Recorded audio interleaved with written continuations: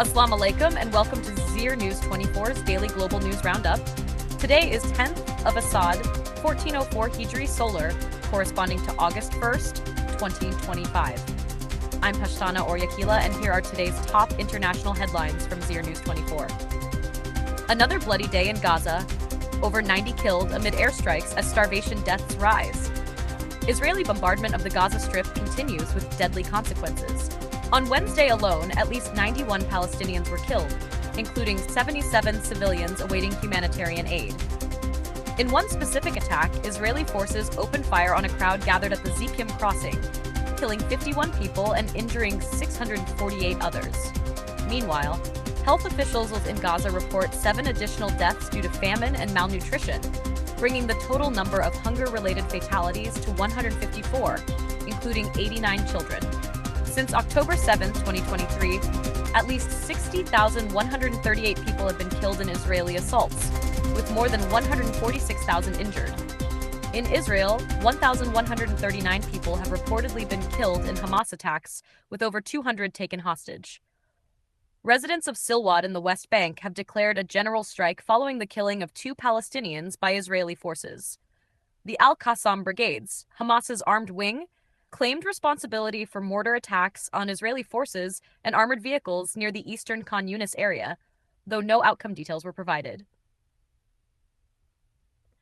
Canada to recognize Palestine at the UN.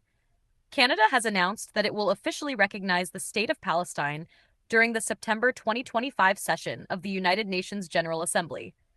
Prime Minister Mark Carney said the decision stems from the failure of peace negotiations and will be conditional on reforms, elections, and Hamas's exclusion from future governance.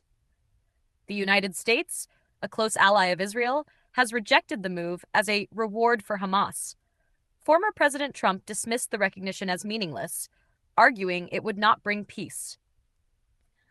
While human rights groups welcomed Canada's decision to halt arms exports to Israel, they have accused the government of continuing shipments. Activists demand a full cancellation of arms licenses. The National Council of Canadian Muslims welcomed the recognition, but stressed that it must be followed by sanctions, trade reviews, and humanitarian support for Gaza refugees. Pakistan and U.S. sign new trade and energy agreement. Pakistan and the United States have reached a new agreement aimed at lowering American tariffs on Pakistani exports and expanding Pakistan's natural oil reserves. Former President Trump announced that an American company would be assigned to help develop Pakistan's oil sector, though no details were disclosed. Pakistan's Ministry of Finance stated that the agreement will deepen economic cooperation, particularly in energy, mining, IT, and cryptocurrency sectors. In 2024, bilateral trade between the two countries reached $7.3 billion, with the U.S. holding a $3 billion trade deficit. Additionally, Pakistan credited Trump and Senator Marco Rubio for mediating the recent ceasefire between India and Pakistan, claims that India has denied, asserting that all disputes must be resolved bilaterally. Belgium submits war crimes case against Israeli soldiers to ICC. Belgium's federal prosecutor has submitted a war crimes case to the International Criminal Court, ICC, against 2 Israeli soldiers accused of violations during the Gaza war.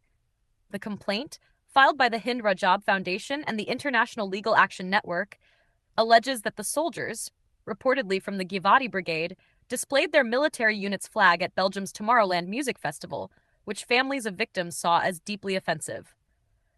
Though briefly detained, the soldiers were released. The Hind Rajab Foundation cautiously welcomed Belgium's move, but criticized authorities for failing to prosecute the accused. In response, the Israeli government summoned a Belgian diplomat and issued a formal protest.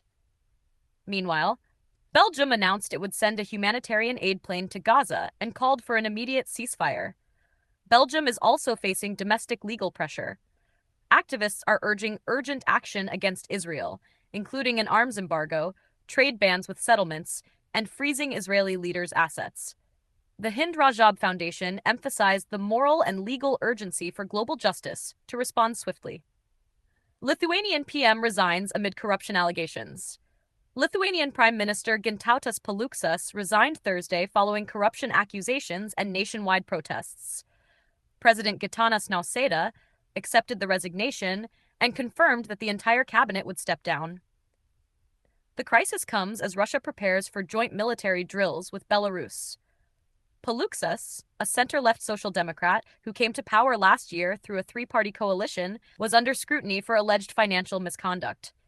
In 2012, Paluxas was convicted of abuse of power while serving as Vilnius mayor, accused of awarding a tender to the highest bidder. He received a suspended 2-year sentence but never served jail time. Reports indicate he still owes 16,500 euros in fines related to the case. That's all for today's international news. For domestic and sports coverage, follow our pages. Like, follow, and subscribe to Zir News 24 on TikTok, Facebook, Instagram, X, and YouTube. Until tomorrow's bulletin, Alafa Aman.